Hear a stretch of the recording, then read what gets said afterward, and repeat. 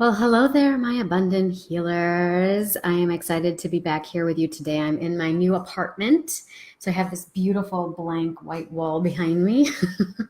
Haven't put up any frame pictures yet, but there may be something there in the background soon. Who knows?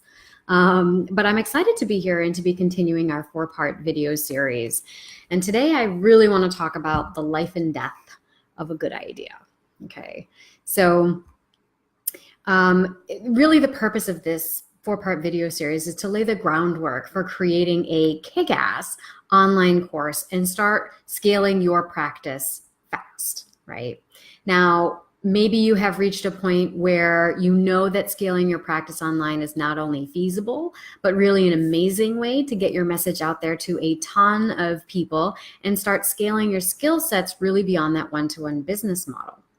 So if you have reached that point, then you probably fall into one of two categories. And so the first is that you don't really know where to begin, or the second is that you already have a ton of ideas and motivation, but you just somehow, some way, it always tends to kind of fizzle out or get derailed, right?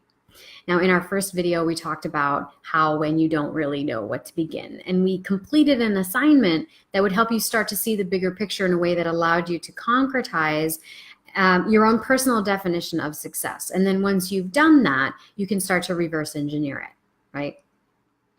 Now, we did this by writing out a day in the life of your most successful self and really feeling into what that vision would be for you, okay? So now today, I want to talk about when you have a ton of ideas, but somehow it always tends to fizzle out or you get derailed. And what happens is you just don't end up concretizing the things that you knew you wanted to do, right? Now, in our third video, we're going to explore how to create a course that sells specifically. And then in our fourth video, I'm going to tell you a little bit more about how to deliver your course through sales funnels, okay? Now, I want to also mention that at the end of second to last week of this month, so I guess that would be next week, we're going to be doing a live challenge. We're going to be doing a course creation challenge, 5 days. I'm going to be showing up here live every day, walking you through the process of creating an online course.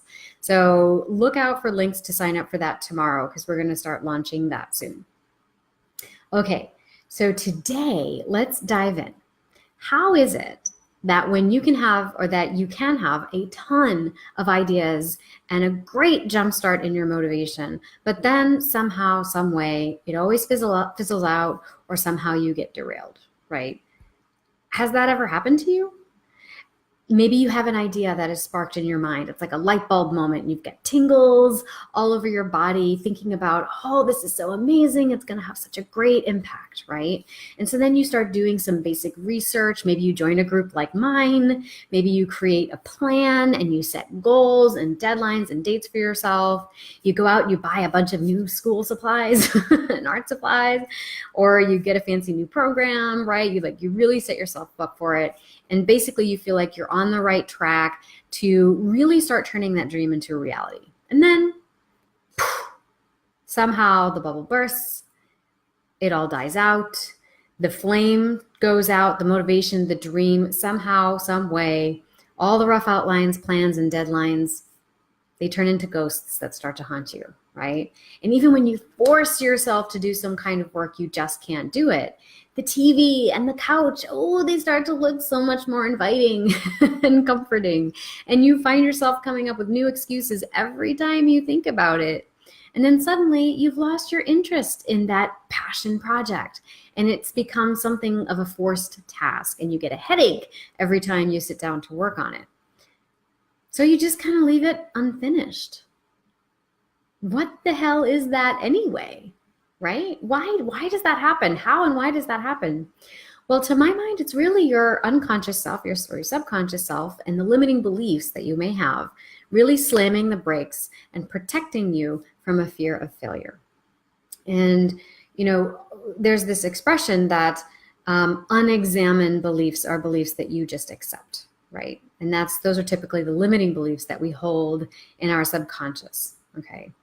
Now, to my mind, this fear of failure that manifests as like a loss of interest or sort of a distraction or a diffusion of that motivation that you originally started out with, it disguises itself as perfectionism, as procrastination, as a lack of focus, or as overwhelm. And I tend to find these kinds of words, particularly overwhelm, as being kind of like a blanket word that we use that kind of protects us from having to pick apart what that actually means for us. Okay. It's this thing that covers up this voice that never actually gets voiced. It's more like a feeling that tells you that you couldn't possibly do that because, oh, I'm too exhausted at the end of a long day, or I can't do this because I could never give up the security of my day job. Okay. Now, at the root of that is really a sense of fear. The question is not, how could I do this on top of my day job? The question is, why are you prioritizing your day job above your dreams? Right? What makes your day job so indispensable, but your dreams are expendable, right? So overwhelm and anxiety about a fear of failure is typically what happens when your conscious self, which is sometimes referred to as your monkey mind, is not up to speed with where the larger part of you is already headed. So fear tells you that you're not capable of making your dreams a reality. So therefore, you are dependent on your day job or whatever else you think you can't do without. Okay. Now, in this way, fear functions kind of like quicksand, which, if you don't know, is super hard to get out of, and it only sucks you in deeper the harder you try, right?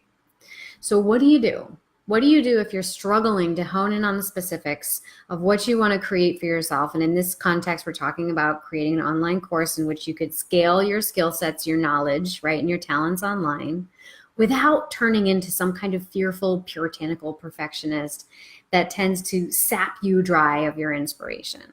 Okay. Now, to my mind, there's three things that you can do. Okay. And the first is to take action on what you do know. Okay. So you start by focusing on the parts that feel right. So if you know you like to draw, but you don't know what to do with that, you just start drawing and opportunities tend to show up. So someone might see you sketching in the park and offer you a mini commission. Then their friend sees it and hires you to do their wedding invitations, and suddenly you're freelancing, okay? If you love animals, but maybe you didn't become a veterinarian, perhaps you go and volunteer at a local animal shelter.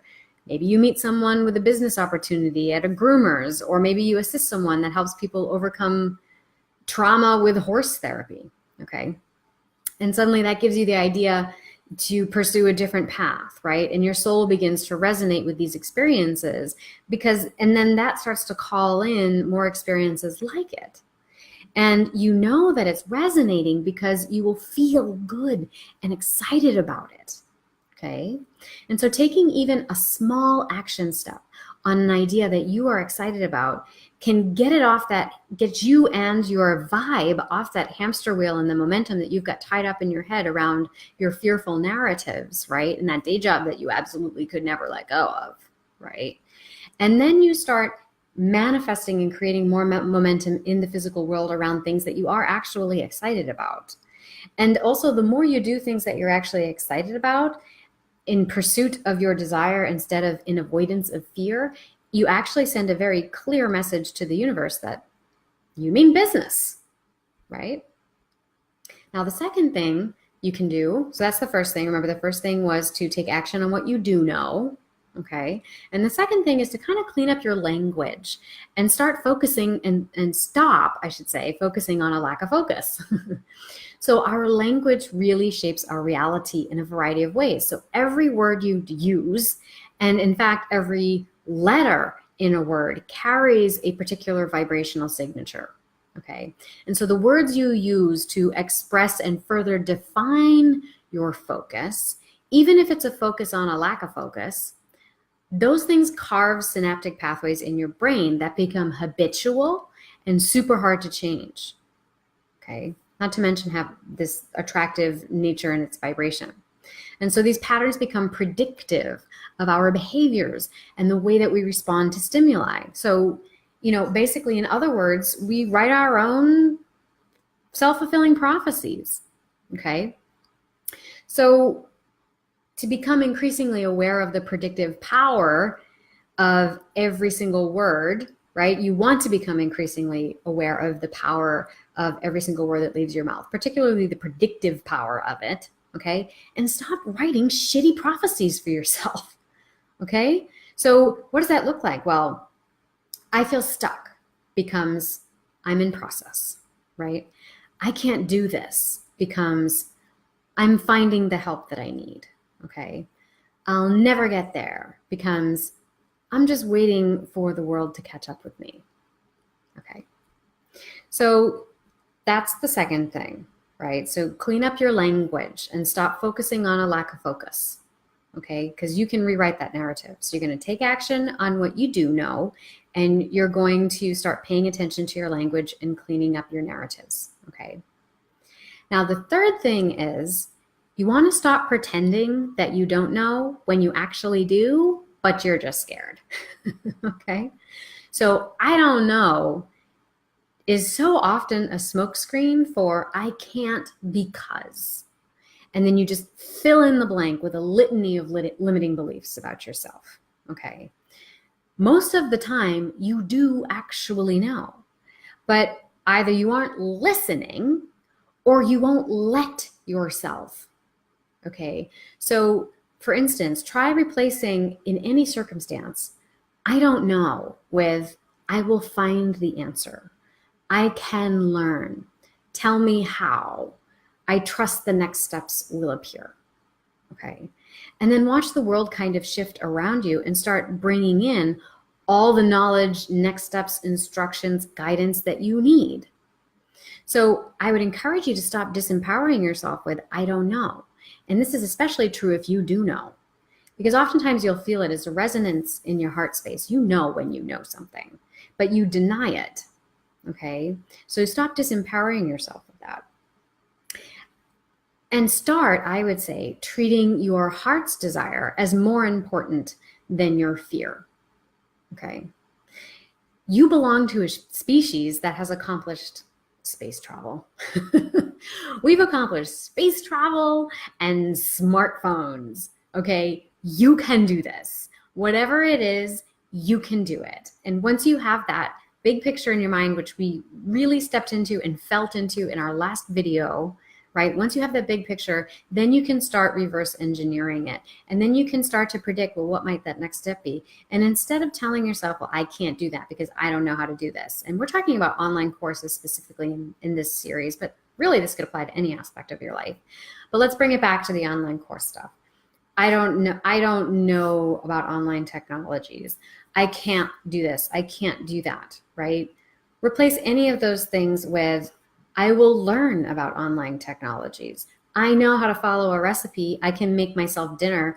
I know I can, if you can do that, you can learn how to use a computer app, especially now that code has been replaced with pictures and icons, okay?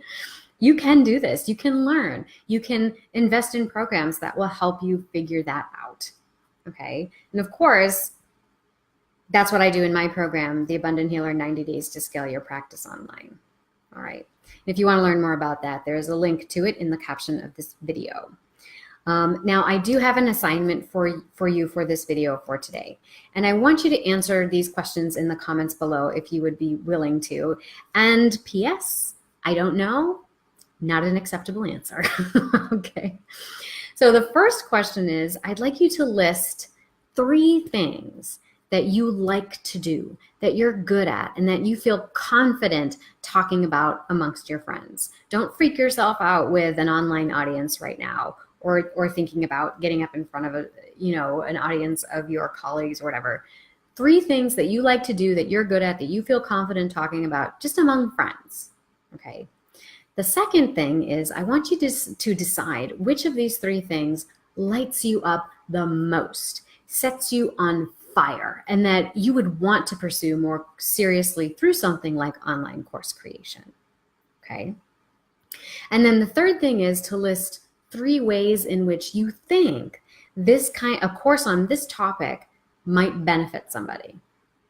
And I would recommend you might start with how it benefits you, right?